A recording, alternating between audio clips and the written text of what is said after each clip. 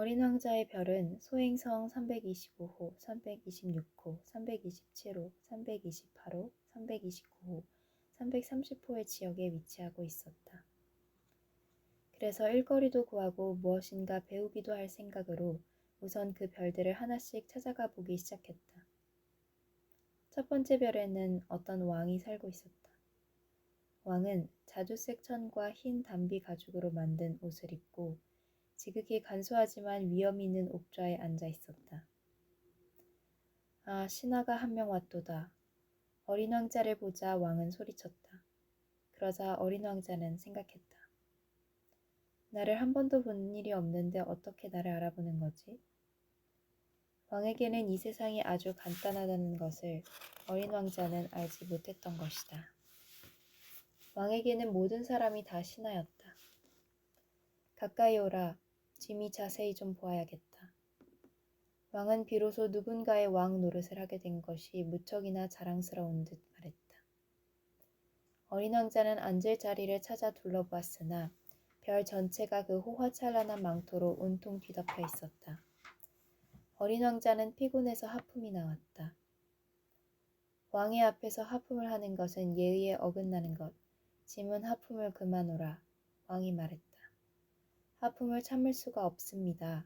하고 난처해진 어린 왕자가 말했다. 긴 여행을 했는데 잠을 자지 못했거든요. 그렇다면 내게 명하노니 하품을 하도록 하라. 짐은 벌써 몇 해째 하품하는 사람을 통 보지 못했느니라. 하품은 짐에게 좋은 구경거리로다. 자, 하품을 하라. 명령이니라. 그렇게 말씀하시니 주눅이 들어서 더는 하품이 안 나오네요. 어린 왕자가 얼굴을 붉히며 말했다. 어흠 어흠 하고 왕이 대답했다. 그렇다면 짐이 내게 명하노니 때로는 하품을 하고 또 때로는 그러면서 왕은 입속으로 뭐라고 중얼거렸는데 화가 난 듯했다. 왜냐하면 왕은 무엇보다 자기 권위가 존중되기를 원하고 있었기 때문이다. 그는 불복종을 용납할 수가 없었다.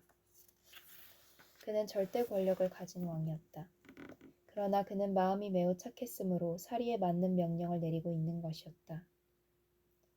만약에 짐이 어떤 장군더러 물새로 변하라고 명령했는데 장군이 명령에 복종하지 않았다면 그것은 장군의 잘못이 아니라 짐의 잘못이리라 하고 그는 평소에 늘 말하곤 했다. 앉아도 될까요? 어린 왕자는 조심스레 물었다. 내게 앉기를 명하노라. 이렇게 대답하며 임금님은 흰 담비 가죽으로 된 망토의 자락을 위엄 있게 걷어들여 자리를 내주었다. 그러나 어린 왕자는 의아한 생각이 들었다. 별은 아주 작았다. 대체 왕은 무엇을 다스린다는 걸까? 폐하, 한 가지 여쭈어 봐도 되는지요? 짐이 명하노니 질문을 하라. 왕이 서둘러 말했다. 폐하, 폐하께서는 무엇을 다스리고 계십니까? 모든 것을 다스리노라. 왕은 극히 간단하게 대답했다. 모든 것을요? 왕은 슬며시 손을 치켜 올리더니 그의 별과 다른 별들과 떠돌이 별들을 두루 가리켰다. 저 별들 모두를요? 하고 어린 왕자가 물었다. 저 별들 모두를 하고 왕은 대답했다. 왜냐하면 그는 전제 군주일 뿐 아니라 전 우주의 군주였던 것이다. 그럼 별들이 폐하에게 복종하는군요. 물론 하고 왕이 말했다. 즉각 복종하느니 짐은 불복종을 용납하지 아니하노라. 어린 왕자는 그토록 대단한 권능에 감탄했다.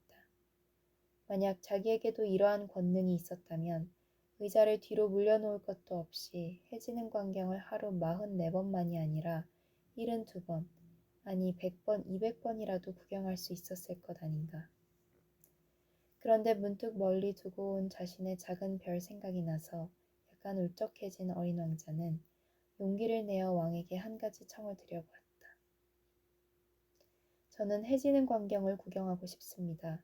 부디 소원을 들어주시어 해가 지도록 명령을 내려주세요. 만약에 짐이 어떤 장군더러 나비처럼 이곳에서 저곳으로 날아다니라고 하거나 혹은 비극작품을 한 편 쓰라고 하거나 혹은 물새로 변하라고 명령을 했는데 그 그 장군이 받은 명령을 이행하지 않는다면 그와 짐 둘 중에 누가 잘못이겠는가? 그야 폐하의 잘못이겠죠. 어린 왕자는 자신 있게 대답했다. 옳도다. 누구에게든 그가 할 수 있는 것을 요구해야 하는 법. 권위는 우선 이치에 그 바탕을 두어야 하는 것이로다. 만약 백성에게 바다에 몸을 던지라고 명령한다면 그들은 반란을 일으킬 것이니라. 오직 짐의 명령이 이치에 어긋나지 않는 까닭에 짐은 복종을 요구할 권한을 갖는 것이니라. 그러면 제가 해가 지도록 해달라고 청한 것은요? 한번 물어보면 결코 그냥 넘어가는 법이 없는 어린 왕자가 내쳐 물었다. 내가 청한 해 지는 광경은 구경하게 해주겠노라. 그러나 짐의 다스리는 방식에 따라 여러 조건들이 갖추어지기를 기다리겠노라. 언제 그렇게 되나요? 에헴, 에헴. 하고 왕은 우선 커다란 달력을 찾아보고 나서 대답했다. 에헴, 에헴. 그러니까 오늘 저녁 7시 40분경이 될 것이니라. 짐의 명령이 얼마나 잘 이행되는지 두고 보라. 어린 왕자는 하품을 했다. 그는 해지는 광경을 놓쳐버린 것이 섭섭했다. 그리고 벌써 좀 심심해지기 시작했다. 여기서 더 이상 제가 할 게 아무것도 없군요. 그럼 가보겠습니다. 신하를 한 사람 갖게 된 것이 몹시도 자랑스러웠던 왕은 대답했다. 가지 말라, 가지 말라. 너를 대신으로 삼겠노라. 무슨 대신요? 또 사법 대신이니라. 하지만 판결을 받을 사람이 아무도 없는데요. 그건 모르겠노라. 하고 왕이 말했다. 짐은 아직 이 나라를 손시해 본 적이 없노라. 짐은 매우 연로하나 마차를 둘 자리도 없고 걸어다니자니 피곤한 일이로다. 아, 하지만 저는 이미 다 보았는걸요. 허리를 굽혀 별 저쪽을 다시 한번 바라보며 어린 왕자가 말했다. 저쪽에도 아무도 없는걸요. 그럼 너 자신을 심판하라 하고 왕이 말했다. 그것이 가장 어려운 일이니라. 남을 심판하기보다는 자기 자신을 심판하는 것이 훨씬 더 어려운 법이니라. 내가 너 스스로를 훌륭히 심판할 수 있게 된다면 그건 내가 참으로 지혜로운 사람인 까닭인 것이다. 저는요 하고 어린 왕자가 말했다. 저는 어디서든 제 자신을 심판할 수가 있는걸요. 그러니 굳이 여기서 살 필요는 없어요. 에헴 에헴 하고 왕이 헛기침을 했다. 짐의 별 어딘가에 늙은 쥐 한 마리가 있는 줄로 알고 있노라. 밤이면 그 소리가 들리노니 그 늙은 쥐를 심판하라. 이따금씩 그 쥐를 사형에 처하도록 하라. 그러면 그의 생명이 내 심판에 달려있게 될 것이니라. 허나 매번 그에게 특사를 내려서 아껴두도록 하라.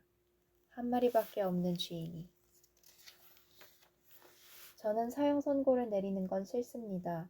아무래도 가봐야겠습니다. 아니 된다. 왕이 말했다. 어린 왕자는 이미 떠날 준비가 다 되었지만 늙은 왕의 마음을 아프게 하고 싶지는 않았다. 폐하의 명령이 어김없이 이행되기를 바라신다면 제게 이치에 맞는 명령을 내려주시는 것이 좋겠습니다. 가령 저에게 1분 내로 떠나라고 명령하시는 게 어떨는지요. 조건이 아주 잘 갖춰진 것 같은데요. 왕은 아무 대답도 하지 않았다. 어린 왕자는 약간 망설이다가 이윽고 한숨을 내쉬며 길을 떠났다. 그러자 왕이 급하게 소리쳤다. 너를 짐의 대사로 임명하노라. 왕은 잔뜩 위험 있는 표정을 짓고 있었다. 어른들은 정말 이상해. 어린 왕자는 길을 가며 혼자 생각했다.